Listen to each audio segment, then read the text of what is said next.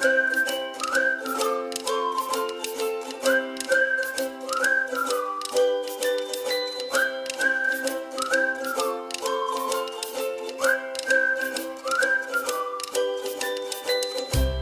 Everyone, welcome to Achievers. मेरा नाम है मेघा जायसवाल। सो आज के वीडियो में हम डिस्कस करने वाले हैं types of assessment and CCE यानी कंटिन्यूअस कॉम्प्रिहेंसिव एवेल्युएशन को। तो देखिए स्टार्ट करते हैं। सबसे पहले तो असेसमेंट यानी हिंदी में जिसे कहते हैं आकलन, ठीक है। इससे पहले हमारा क्या सिस्टम था? इससे पहले हमारे यहाँ होता था मेजरमेंट, ठीक है। एक टर्म है मेजरमेंट। मेजरमेंट यानी मापन, हिंदी में कहते हैं मापन। पहले जो शिक्षा व्यवस्था थी, जो एजुकेशन सिस्टम था, उसमें बस खाली बच्चे को आप क्या करते थे, किताबी ज्ञान देते थे। वहाँ पर बच्चा एग्जाम्स में अच्छा अगर अपने आप परफॉर्म करता है तो उसको आप अच्छे मार्क्स देते हैं और उसे हायर लेवल पे प्रमोट कर देते हैं। तो यहाँ पर सिर्फ कॉग्निटिव एस्पेक्ट की बात हो रही थी। बच्चे को आपने क्लासरूम में के अंदर बैठकर जो भी टीचर ने पढ़ाया वो बच्चे को एग्जाम में लिखना है, जिसके बेसिस पे उसे नंबर मिल जाएंगे और वो नंबर के बेसिस पे वो आगे पास है या फेल है ये डिसाइड होगा, ठीक है।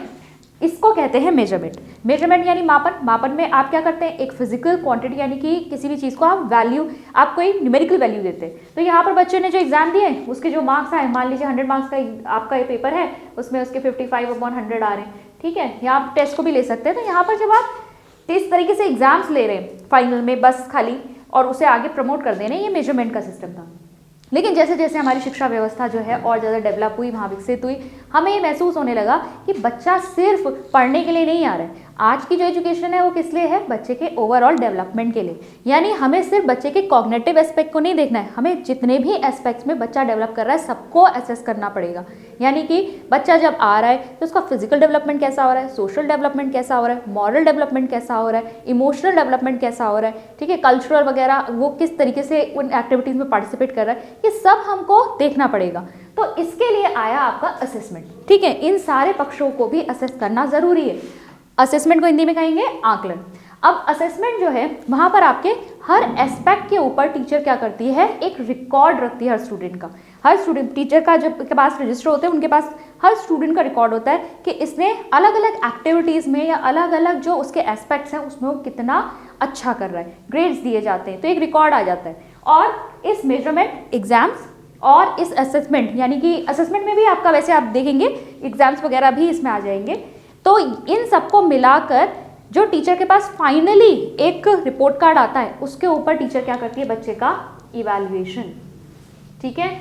इवैल्यूएशन, इवैल्यूएशन क्या होता है, इसे कहेंगे आप वैल्यू एडेड जजमेंट, ठीक है। मतलब जो भी रिकॉर्ड यहाँ से आया है, ठीक है, जो रिकॉर्ड यहाँ से आया है और जो मार्क्स आए हैं उन मार्क्स और रिकॉर्ड के बेसिस पर टीचर अब क्या करती है, बच्चे के लिए जजमेंट देती है।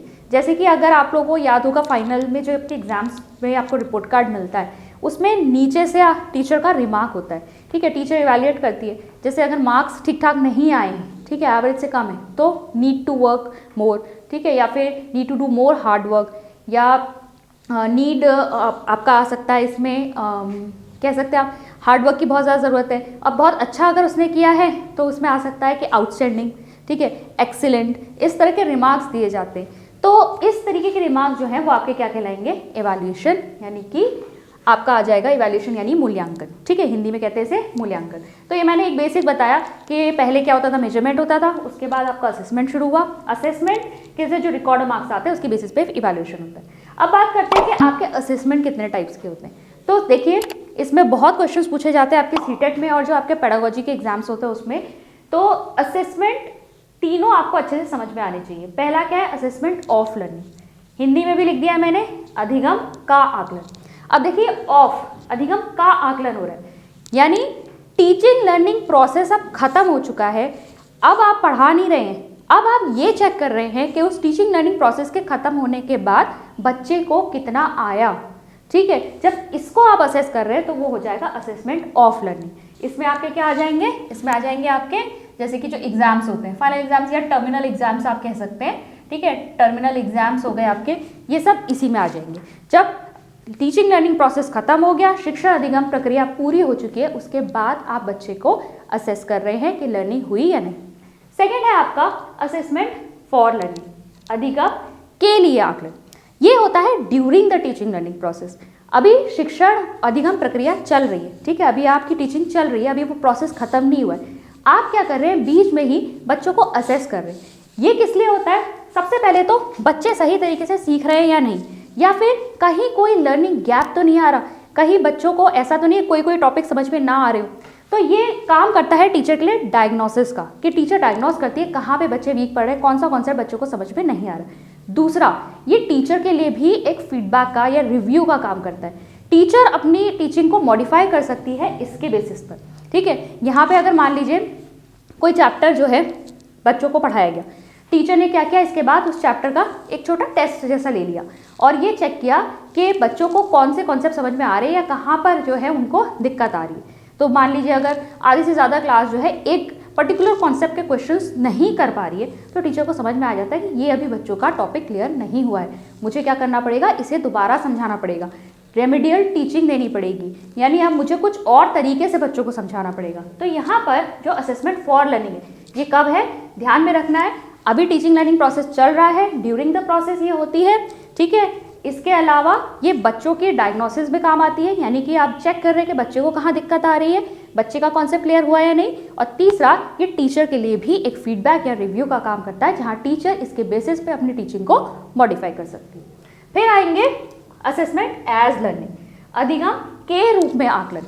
जब आप आकलन कर रहे हैं उस समय भी अधिगम हो रहा है।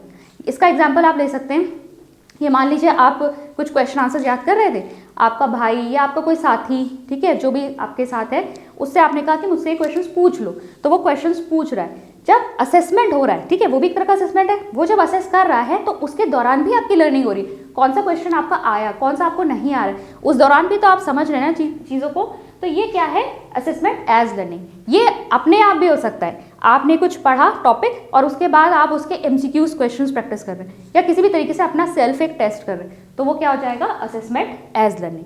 तो यहाँ पर आप कहेंगे टीचर का रोल नहीं होता है, यहाँ पर ज़्यादा टीचर नहीं असेस कर रही है, यहाँ पर आपके साथी या आपके भाई बहन बड़े या फिर आप खुद अपना ही असेसमेंट कर रहे हैं, तो ये हो जाएगा असेसमेंट एज लर्निंग, क्योंकि उस असेसमेंट के दौरान भी आपका अधिगम हो रहा है, ठीक है। आजकल एक और आया है असेसमेंट इन लर्निंग, जो आजकल किताबें आती है उसमें जैसे चैप्टर है, ऊपर से एक टॉपिक है, नीचे से उसी पे बेस्ड क्वेश्चंस आ गए।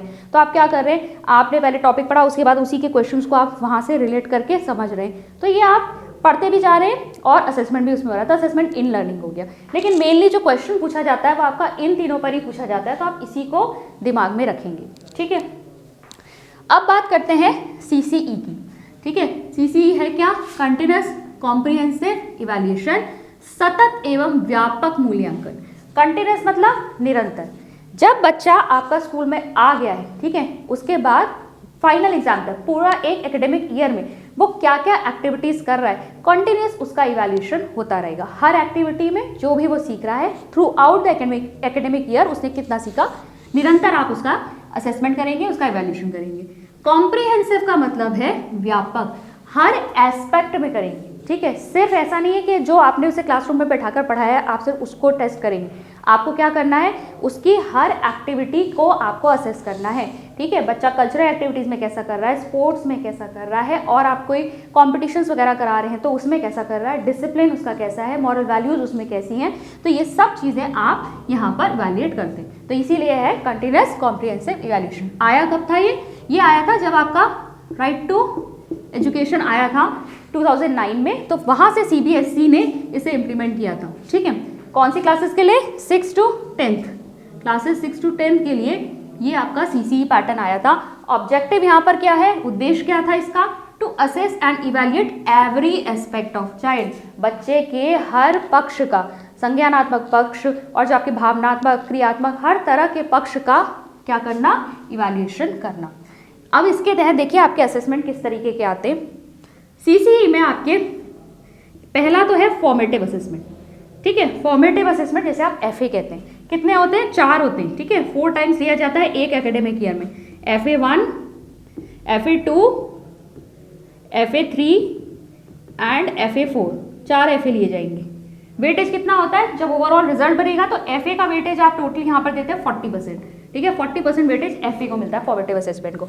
इसमें क्या क्या आ सकता है, कोई भी छोटी छोटी एक्टिविटी, फॉर्मेटिव असेसमेंट में आप कुछ भी करा सकते हैं, ठीक है, आप कोई छोटा टेस्ट ले रहे हैं, आपने बच्चों को कोई प्रोजेक्ट दे दिया, आपने मान लीजिए सिर्फ होमवर्क के बेसिस पे भी आप बच्चे को असेस कर सकते हैं। यहाँ पर फॉर्मेटिव असेसमेंट में बहुत सारी एक्टिविटीज़ आ सकती है। ठीक है, आप कुछ एक्सपेरिमेंट करवा के देख लीजिए, कुछ भी करवा सकते हैं। फिर देखिए दूसरा है आपका समेटिव असेसमेंट। समेटिव असेसमेंट, इसका वेटेज कितना होता है? 60% वेटेज होता है जब ओवरऑल रिजल्ट बनता है। 2 टाइम्स लिया जाता है एक एकेडमिक ईयर में। 3 घंटे का रिटन एग्जामिनेशन होता है, तो 2 टाइम लिया जाएगा, तो SA1 और SA2। और अगर मैं और क्लैरिटी से बताऊं तो SA1 से पहले आपके 2 FA होते हैं, यानी पहले FA1 होगा, FA2 होगा, उसके बाद SA1 होगा, फिर FA3 होगा, FA4 होगा और उसके बाद SA2 होगा आपका। ठीक है, और इन सब का बाद में जो भी निकलता है असेसमेंट के बाद मार्क्स या ग्रेड जो भी है वो सब ऐड ऑन करके बाद में फाइनल रिजल्ट क्रिएट किया जाता है। CGPA पे बेस्ड है। CGPA का मतलब क्या है? Cumulative grade point average. मतलब जब आपके ग्रेडिंग्स होती हैं लास्ट में तो वो उसके CGPA जो है वो आपका कितना है? 9 पॉइंट स्केल है। 9 पॉइंट स्केल मतलब जैसे कि आप कह लीजिए अगर 91 से 100 तक मार्क्स हैं तो ग्रेड A1 है, और आपका जो ये ग्रेड है और ग्रेड पॉइंट कितना आ गया? 10। फिर ऐसे ही 81 से 90 तक A2 है, ग्रेड पॉइंट आपका कितना आ गया? 9। इस तरीके से ये आपका ग्रेड पॉइंट चलता है कि 9 पॉइंट्स तक जाता है। ठीक है, तो 9 पॉइंट स्केल आपका CGPA में ये जो आपका रिजल्ट है निकाला जाता है। तो ये है आपका assessment and CCE। I hope आज का टॉपिक क्लियर हुआ होगा। हमारे चैनल पे और भी जो सीटेट के आपके टॉपिक्स हैं वो कवर किए हुए हैं, आप प्लेलिस्ट को चेक कर सकते हैं। अगर चैनल को पहली बार देख रहे हैं तो इसे सब्सक्राइब जरूर कर लीजिएगा और बेल आइकन को टैप कर लीजिएगा, जिससे मेरे सभी नए नोटिफिकेशंस आपको मिल सके, सभी वीडियोज़ के नोटिफिकेशंस आपको मिल सके। मैं मिलती हूँ आपसे नेक्स्ट वीडियो में। Thank you.